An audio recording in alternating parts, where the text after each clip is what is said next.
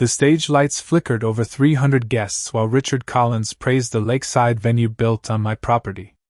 Every speaker, chandelier, food truck outlet, and spotlight was pulling power through my private utility line, and the HOA was charging $7,000 per event on land they never owned.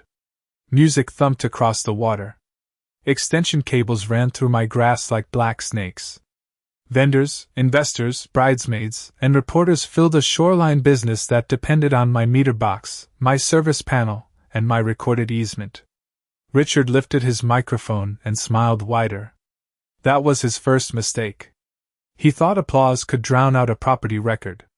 I stood near the edge of the crowd with my work jacket zipped halfway up and a folder under my arm. The air smelled like lake water, grilled steak, and hot electrical plastic from overloaded cables. Blue lights washed across the stage. White linen tables stretched under a tent where people were drinking champagne beside my old fence line. A sign near the entrance read Collins Lakeside Events. Private luxury venue. Starting at $7,000. My name is Ethan Walker. I am 45 years old, and I own the strip of land between Willow Ridge Lake and the Western Service Road.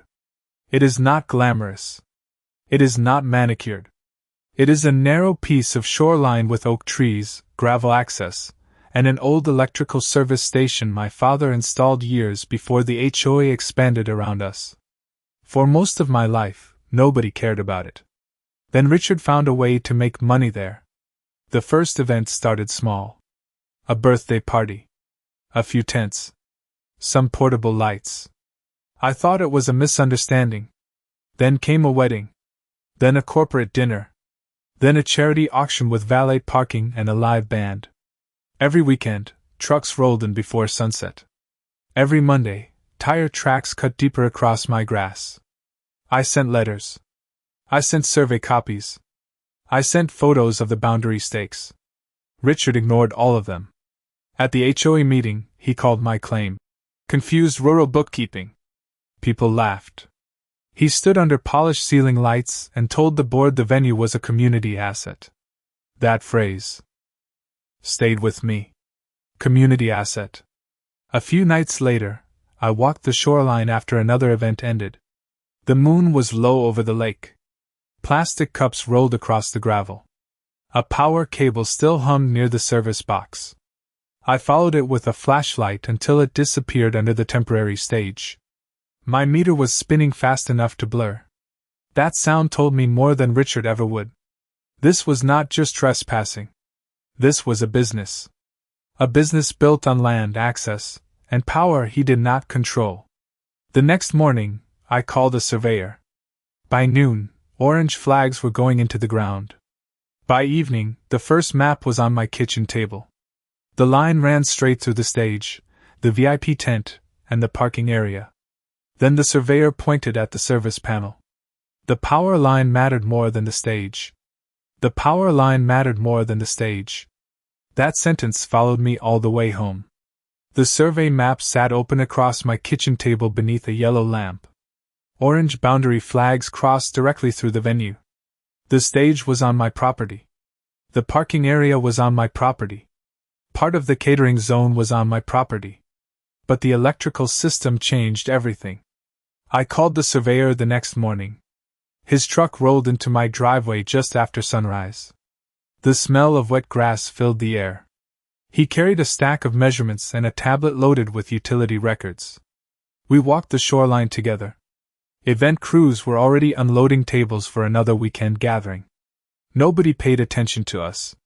That was useful. A few workers dragged extension cords toward the stage.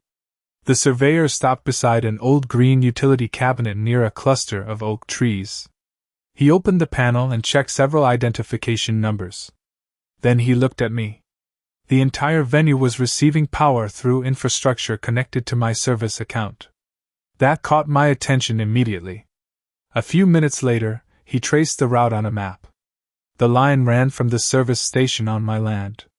It crossed through equipment I legally controlled. Then it fed the venue. The more he explained, the quieter I became.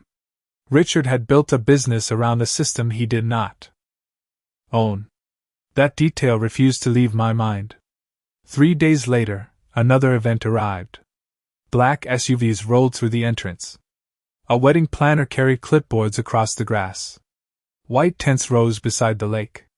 Generators sat nearby, but none of them were running. They did not need them. The venue depended on the permanent electrical feed. Every light, every speaker, every refrigerator, every decorative fountain. The entire operation relied on power moving through my property. That dependence was growing larger each week. A small detail appeared on social media that evening. Richard proudly announced that bookings were nearly sold out for the next 4 months. The post included drone footage of the venue. Hundreds of comments praised the location. Investors congratulated him. Residents celebrated. One comment caught my eye. Someone asked whether the HOA planned to expand the venue next year. Richard replied with a simple yes. Expansion. That word landed harder than I expected. They were not slowing down. They were building confidence on top of a mistake. I attended the next HOA meeting. Bright ceiling lights reflected off polished tables. Coffee cups lined the back wall. Richard stood at the front presenting revenue projections. Large screens displayed photographs of crowded events. He spoke about growth. He spoke about opportunity. Then he pointed to the venue and called it the community's most successful project. Several people applauded. I asked a single question. Had anyone verified the property boundaries? The room became quiet. Richard smiled and dismissed the concern again. The board moved to the next topic. That response told me more than an answer ever could. Outside, the parking lot was almost empty. The night air felt cool against my face. I sat in my truck and stared at the survey map resting on the passenger seat. The venue was making money. The bookings were increasing. The expansion plans were already being discussed. And now I knew exactly where to look next. The next place I looked was not the shoreline. It was the money. Rain tapped against my truck windshield the following morning while I sat outside a small coffee shop reviewing public event advertisements. One listing became 5. 5 became 12. Then 20. Wedding weekends. Corporate retreats. Fundraisers. Private receptions. The schedule stretched months into the future. Every new booking carried the same message. Premium lakeside experience. Exclusive venue. Limited availability. The numbers started adding up fast. $7,000 here. $7,000 there. Some events looked even larger. The venue was no longer a side project. It was becoming a business. That realization changed the scale of everything. I spent the next week collecting information. Social media posts helped more than Richard probably realized. Guests shared photographs. Vendors promoted upcoming events. Local businesses tagged the venue in advertisements. Every post created another breadcrumb. A pattern emerged. The operation was growing faster than the HOA meetings suggested. One afternoon, I parked near the lake and watched a corporate event from a distance. Black sedans lined the gravel entrance. Catering staff carried trays beneath white tents. Portable heaters stood ready beside the waterfront despite the warm weather. The smell of roasted food drifted across the shoreline. Soft music floated over the water. Nobody there looked concerned. Why would they be? They believed they were attending a legitimate event at a successful venue. The problem sat beneath their feet.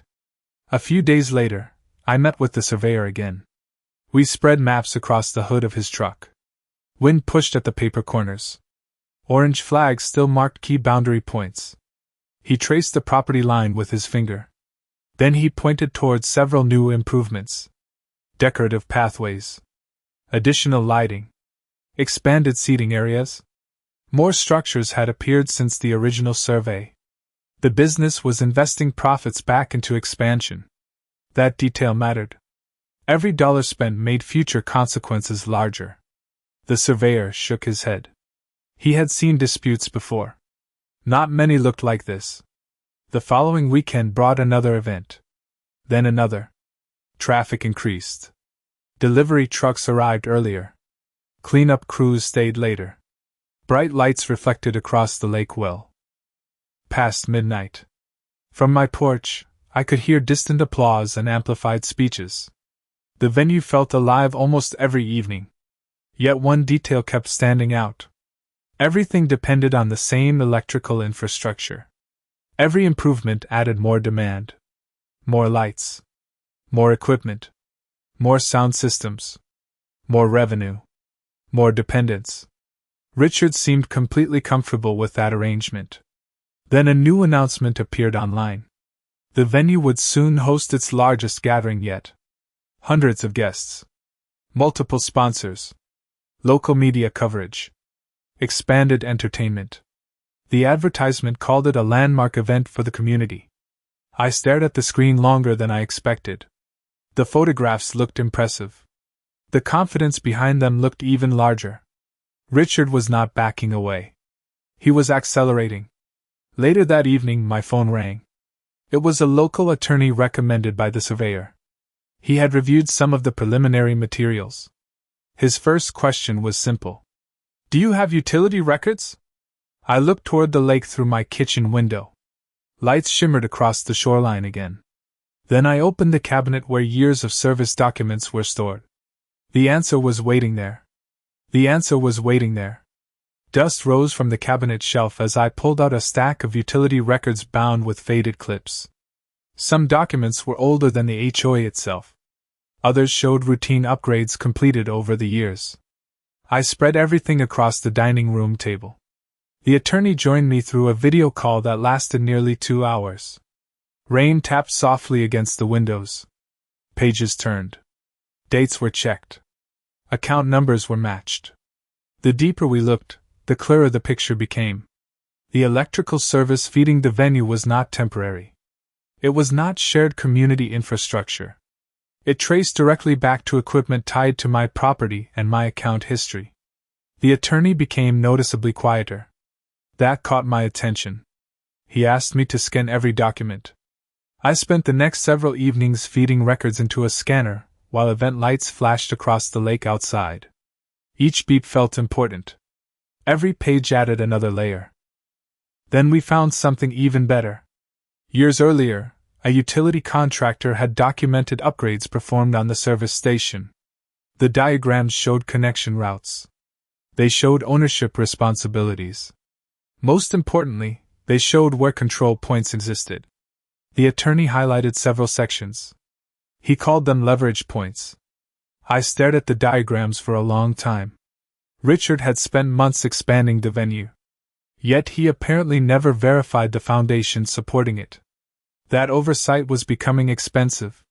The following weekend, another large event arrived. Luxury vehicles filled the parking area before sunset. Portable bars appeared near the shoreline. Decorative lighting wrapped around trees. Music drifted across the water before guests even arrived. I walked the perimeter trail and observed everything from a distance. Workers moved quickly. Event coordinators checked schedules. Photographers tested camera angles. The operation looked polished. Professional. Successful. That was what made the situation so dangerous for Richard. Success was reinforcing his confidence. Confidence was making him careless. A few days later, I received another call from the attorney. He had completed additional research. The venue's expansion plans were already moving forward. Permits were being discussed. Investors were being approached. Marketing campaigns were being prepared for the next season. The business was positioning itself for substantial growth. I sat in silence after the call ended. Through the window, I could see workers installing new decorative fixtures near the shoreline. The expansion had already begun. They were spending money faster than ever. That evening, I drove past the entrance. A large banner had been installed near the road. Future Event Center expansion coming soon. The words stretched across bright white fabric illuminated by floodlights. Cars slowed to look. Residents took photographs. Nobody seemed concerned. Why would they be? The venue appeared unstoppable. Yet every improvement depended on the same infrastructure. The same records. The same control points hidden inside old utility diagrams. The next morning, the attorney sent a formal evidence summary, survey maps, property records, utility documentation, account histories, service diagrams. Everything was starting to align. For the first time, the pieces fit together as one story. The land mattered. The revenue mattered. But the electrical system connected everything. And one final document was still missing. The attorney called it the bridge between ownership and enforcement. Without it, the evidence was strong. With it, the evidence would become difficult to challenge. I spent the next week searching through storage boxes stacked inside an old workshop behind my house. Dust floated through narrow beams of afternoon sunlight. Cardboard creaked. Metal shelves rattled whenever I moved another box. Most of the records were routine maintenance reports. Some were faded invoices. Others were handwritten notes from contractors long retired. Then I found a weathered binder tucked behind a toolbox. The cover was stained and nearly unreadable. Inside were utility inspection records dating back years. My pulse slowed as I turned the pages. Several documents referenced the service station near the shoreline. Then I found what we had been searching for: an engineering certification confirming the ownership and operational responsibility of the electrical infrastructure. The signatures were clear. The dates matched. The diagrams matched. Everything aligned. I immediately scanned every page and sent them to the attorney. His response arrived less than an hour later. He wanted a meeting the next morning. That reaction told me enough. The following day, I sat across from him inside a conference room overlooking a small parking lot. Cars moved slowly through steady traffic outside. The attorney spread the documents across the table. Survey maps sat beside utility records. Service diagrams sat beside account histories.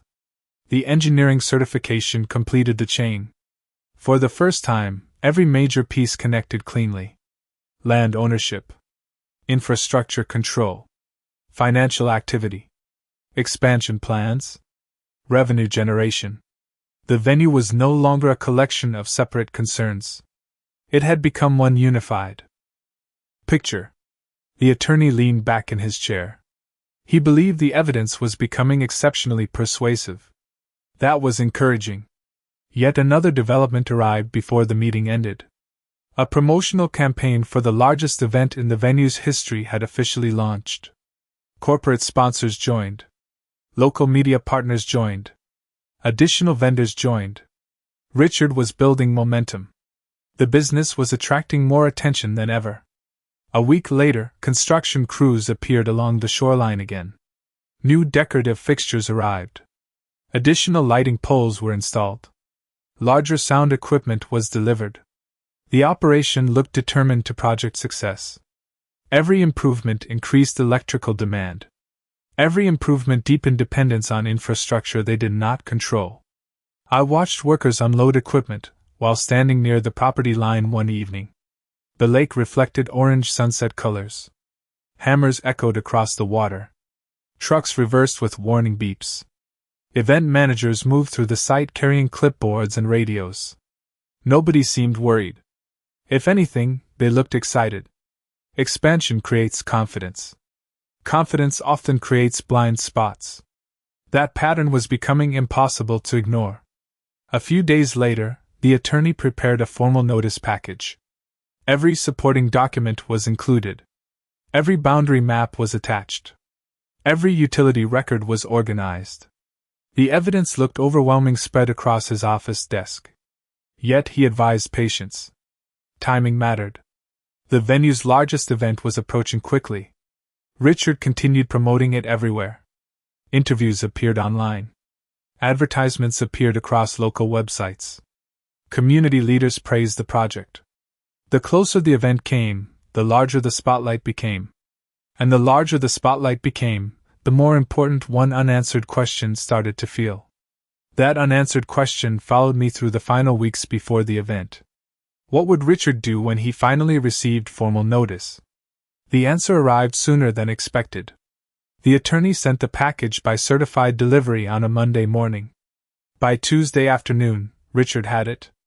By Tuesday evening, the venue's social media accounts released another wave of promotional material. More advertisements. More interviews. More confidence. If the notice bothered him, he did not show it publicly. That reaction interested me. Most people slow down when serious documentation appears. Richard accelerated. The event site became a construction zone of optimism. Workers installed larger video screens. Additional lighting towers appeared along the shoreline. New decorative arches rose near the entrance road. The smell of fresh lumber mixed with lake air every evening. Delivery trucks arrived almost non-stop. The venue looked larger every time I drove past it. One afternoon, I stopped near the western access road and watched crews test the sound system. Music rolled across the water in powerful waves. Birds scattered from nearby trees. Technicians adjusted speakers. Event managers checked schedules. Everything seemed focused on one goal: impress everyone.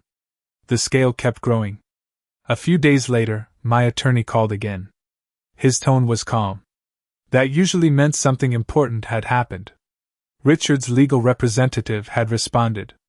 They did not dispute receiving the notice. They did not dispute the survey maps. They did not dispute the utility documentation. Instead, they requested additional time to review materials. That detail stood out. The response contained caution. Caution had been missing for months. Still, preparations continued. The event was now less than 2 weeks away. Sponsors began posting countdown messages. Local businesses promoted their participation. News outlets announced coverage plans. Community leaders discussed attendance. The gathering was becoming a major regional attraction. The spotlight was getting brighter every day. One evening, I walked near the property boundary just before sunset. Golden light reflected across the lake. Workers were testing hundreds of decorative bulbs strung between poles and trees. One by one, the lights came alive. White reflections stretched across the water. The display looked impressive. I understood why guests loved the venue. I understood why investors were excited. But every illuminated bulb reminded me of the same thing: dependence.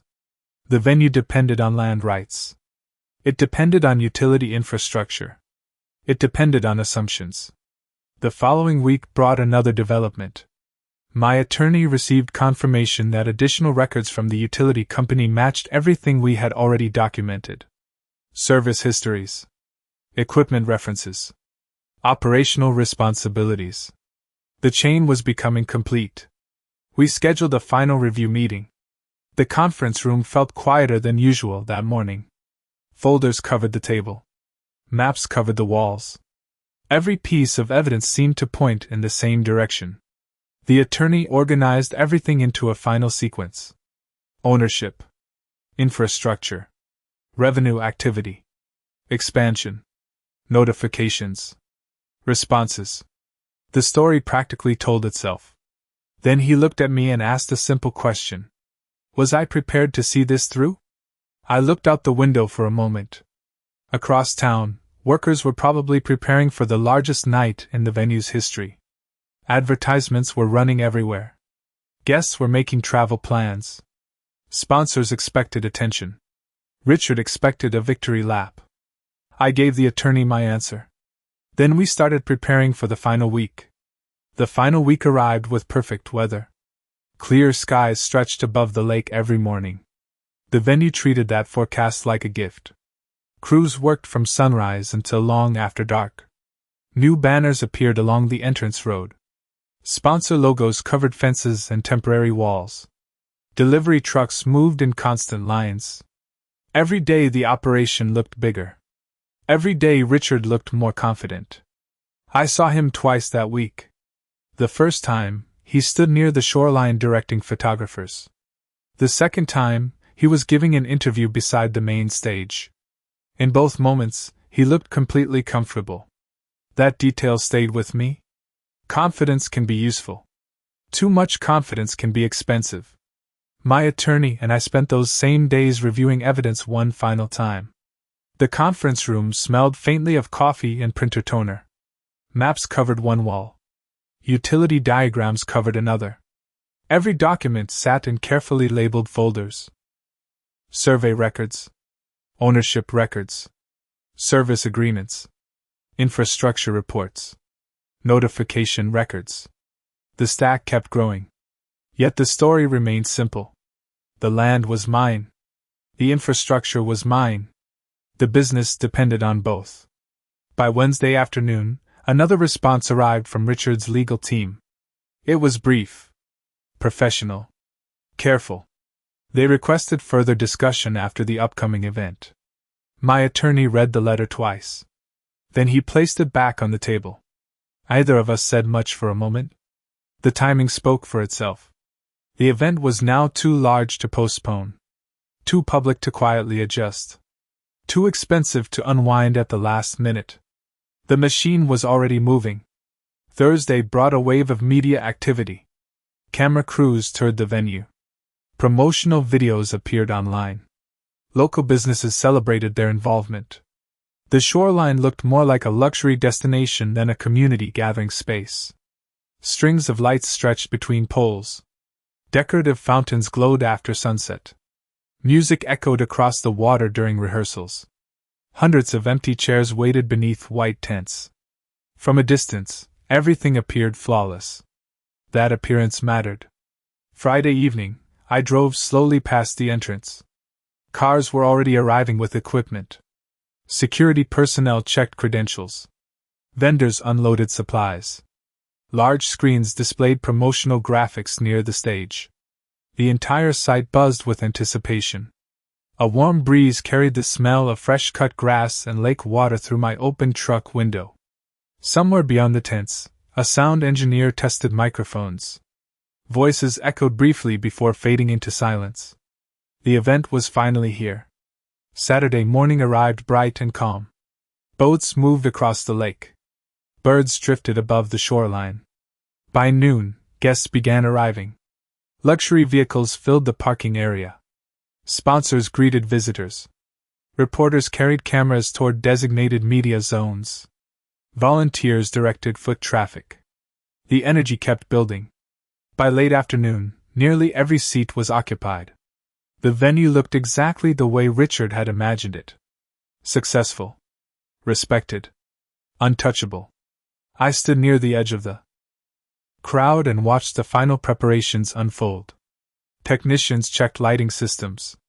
Event coordinators reviewed schedules. Staff members moved quickly between tents. Everything depended on timing. Everything depended on systems working exactly as planned. Then my phone vibrated inside my pocket. The screen showed my attorney's name. I stepped away from the crowd and answered. His first sentence stopped me in place. The last verification had finally arrived.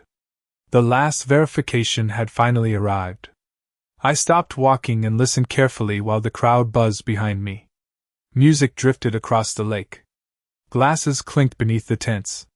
My attorney sounded calmer than he had in weeks. Every supporting record had been confirmed. Every utility reference matched. Every ownership document aligned. There were no remaining gaps. I looked toward the stage. Richard was greeting sponsors near the front row. Reporters moved around him with cameras. Volunteers guided guests toward reserved seating. The entire venue seemed to glow beneath the late afternoon sun. Yet everything felt different now. The uncertainty was gone. My attorney reminded me to stay patient. Timing still mattered. I ended the call and slipped the phone back into my pocket. A breeze rolled across the shoreline. Decorative banners fluttered above the crowd. The smell of catered food mixed with fresh-cut grass. Hundreds of guests filled the venue. More continued arriving. The event had become exactly what Richard wanted. A public celebration. A showcase. A symbol of success. That was why he had pushed so hard to make it happen. The larger the audience, the larger the victory appeared. At least that was the plan. An hour later, the opening program began. Music swelled from the speaker system. Lights flashed across the stage despite the fading daylight. Large video screens displayed sponsor logos and promotional footage. Applause echoed across the water. Several local business leaders delivered short remarks. Community representatives followed. Cameras recorded everything. The atmosphere felt polished and carefully managed. I remained near the edge of the crowd. From there, I could see nearly every major element of the venue. The stage. The lighting towers. The media area. The decorative shoreline installations. Every piece depended on the same infrastructure we had spent months documenting. That thought returned again and again. The sun finally dipped below the tree line. The lake reflected hundreds of points of light. Guests lifted phones to capture photographs. Conversations blended into a steady background hum. Then Richard stepped onto the stage. The applause was immediate. Confident smiles surrounded him. He looked completely at ease. His voice carried clearly through the sound system. He thanked sponsors. He thanked community leaders. He thanked volunteers. The crowd responded warmly. He spoke about growth. He spoke about opportunity. He spoke about the future. Each sentence seemed designed to reinforce the same message. This venue was here to stay. Nearby, several reporters adjusted camera angles. Bright lights focused on the stage. Every word was being documented. Richard appeared energized by the attention. The larger the reaction became, the more confident he sounded. Then my phone vibrated again. The attorney had sent a final message. I opened it immediately. Attached was a completed authorization package. Every required review had been finalized. Every supporting document had been accepted into the official record. I read the message twice. Then I looked back toward the stage. Richard was halfway through his biggest speech yet. The crowd remained focused on him. The cameras remained focused on him. The lights remained fixed on him. But something else now had my full attention. The authorization timestamp at the bottom of the page. The authorization timestamp sat at the bottom of the page. I checked it once more beneath the glow of my phone screen. The final review was complete. Every document was in place. Every requirement had been satisfied. Around me, the crowd remained focused on the stage. Richard continued speaking with complete confidence. His image filled the large video screens beside him. Applause rolled through the audience. The lake reflected hundreds of lights. The venue looked flawless. For a few more moments, everything appeared exactly as planned. Then I stepped away from the crowd and walked toward the service station near the oak trees. The path felt quieter there. Music softened in the distance. The smell of damp earth replaced the scent of catered food. My attorney remained on the phone as I reviewed the final authorization package one last time. He confirmed the same thing he had already said twice. The documentation was complete. The authority was clear. The record was established. I thanked him and ended the call. For months, every road had led to this point. The survey maps. The utility records. The service diagrams. The account history. The ownership documents. They all connected here. I looked back toward the venue. Richard stood beneath bright lights describing future expansion plans. Sponsors smiled nearby. Reporters continued recording. Investors listened carefully. The business he had built depended on one assumption. That assumption had carried him a long way. It would not carry him any farther. A few minutes later, the electrical feed supplying the venue was disconnected through the authorized process tied to the infrastructure under my control. The effect was immediate. The stage screens went dark. The decorative lighting disappeared. The speaker system fell silent. The crowd gasped. Conversation stopped. For the first time all evening, the shoreline was quiet. Not chaotic. Just quiet. Hundreds of people looked around trying to understand what had happened. Staff members hurried between equipment stations. Technicians checked connections. Event managers spoke into radios. Richard stood frozen beneath emergency lighting. The confident rhythm of the evening vanished in seconds. Across the lake, only moonlight remained. I stayed where I was. There was no celebration, no dramatic speech, no argument. The documentation would speak for itself. Within hours, attorneys, insurers, sponsors, and vendors were asking questions. Within days, those questions produced more questions. Survey records were reviewed. Utility records were reviewed. Ownership records were reviewed. The same evidence we had assembled began moving through official channels. One document led to another. One verification led to another. The story became impossible to separate from the paperwork. Weeks later, the matter reached court. The room felt far smaller than the venue had. There were no spotlights there. No banners. No music. Only records. Maps. Diagrams. Testimony. Facts. The evidence told a consistent story from beginning to end. When the process concluded, ownership was confirmed. Control of the infrastructure was confirmed. The operation built around both could no longer continue as it had before. The venue eventually closed. Expansion plans disappeared. The banners came down. The shoreline grew quiet again. Sometimes I walk past the old stage area at sunset. The lake looks the same as it always did. The water reflects the sky. The oak trees sway in the wind. And the service station still stands exactly where it stood before anyone tried to build a business around something they never owned.